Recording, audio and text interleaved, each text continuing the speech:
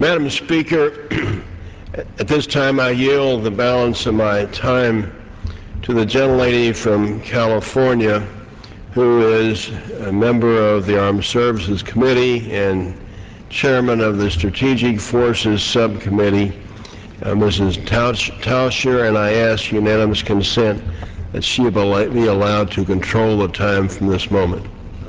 Without objection, the gentlelady from California is recognized. Thank you, Madam Speaker. I thank the gentleman and the chairman of the House Armed Services Committee for yielding time. At this time, I'm happy to yield 5 minutes to the gentleman from Ohio, Mr. Kucinich. The gentleman from Ohio, Mr. Kucinich, is recognized for 5 minutes. Thank you, Madam Speaker. As we debate this non-binding resolution on Iraq, the administration is preparing for the next war in Iran. We're losing our democracy to war, massive debt, fear, and fraud.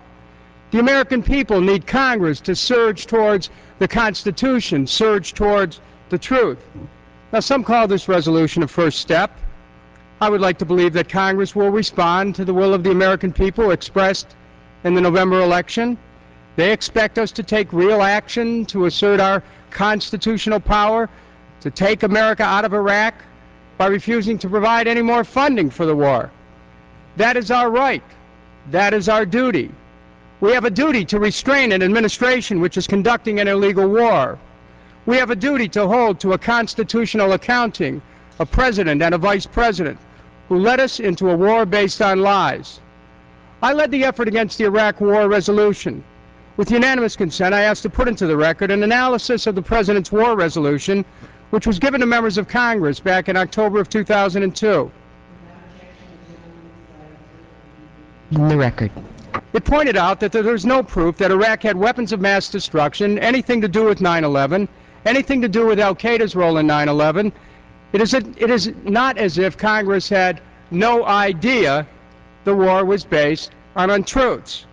Now we must tell the truth, not just about the escalation, but about the occupation. We are illegally occupying Iraq. We attacked a nation which did not attack us. We must recognize the wrong that has been done and move to right it. Instead of debating the end of the war, Congress is ironically preparing to give the war a new beginning. Some have made it clear long before this particular resolution that they will continue to fund the war by approving the upcoming supplemental appropriation, even though money exists to bring the troops home now. When we equate funding the war with supporting the troops, we're dooming thousands of young Americans who are valiantly following the orders of their commander-in-chief. If we truly cared about the troops, we would not leave them in the middle of a civil war. If we truly cared about the troops, we would not leave them in a conflict for which there is no military solution. The war is binding. The resolution is not. This resolution will not end the war. It will not bring our beloved troops home. It will not even stop the administration from sending more troops. That's because this resolution is non-binding. The war is binding. The resolution is not. 3,100 U.S. troops are bound in death. 650,000 innocent Iraqi civilians are bound in death. The war is binding. The resolution is not. American taxpayers are bound in debt. The war could cost $2 trillion. We're borrowing money from Beijing to fight a war in Baghdad. Worse, each and every time Congress votes to fund the war, it votes to reauthorize the war. There are no weapons of mass destruction in Iraq, but there are weapons of mass destruction here at home. Poverty is a weapon of mass destruction. Lack of education is a weapon of mass destruction. Poor health care is a weapon of mass destruction. We must find and disarm those weapons of mass destruction which threaten the security of our own nation.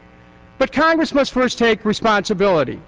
The federal court has made it abundantly clear that once a war is well underway, Congress's real power is to cut off funds. Funding the war is approval of the war. The American people are waiting for us to provide real leadership to show the way out of Iraq. My 12-point plan responds to that demand.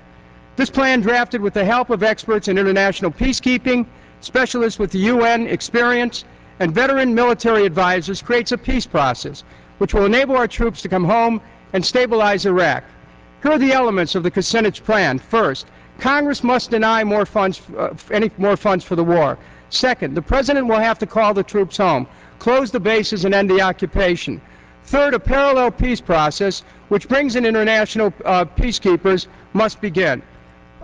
That's third. Fourth, move in the international peacekeeping and security force and move out U.S. troops. Peacekeepers will stay until the Iraqis are able to handle their own security. Fifth, order U.S. contractors out of Iraq. Sixth, fund an honest process of reconstruction. Seventh, protect the economic position of the Iraqi people by stabilizing prices in Iraq, including those for food and energy. Eighth, create a process which gives the Iraqi people control over their economic destiny without the structural adjustment policies of the World Bank and the International Monetary Fund. Ninth, give the Iraqi people full control over their oil assets with no mandatory privatization. 10th, fund a process of reconciliation between the Sunni, Shiites, and Kurds. 11th, the U.S. must refrain from any more covert operations in Iraq. And 12th, the U.S. must begin a process of truth and reconciliation between our nation and the people of Iraq. There is a way out. Congress should stand for that, and we'll have an opportunity to do it once again in about 6 weeks. I yield back.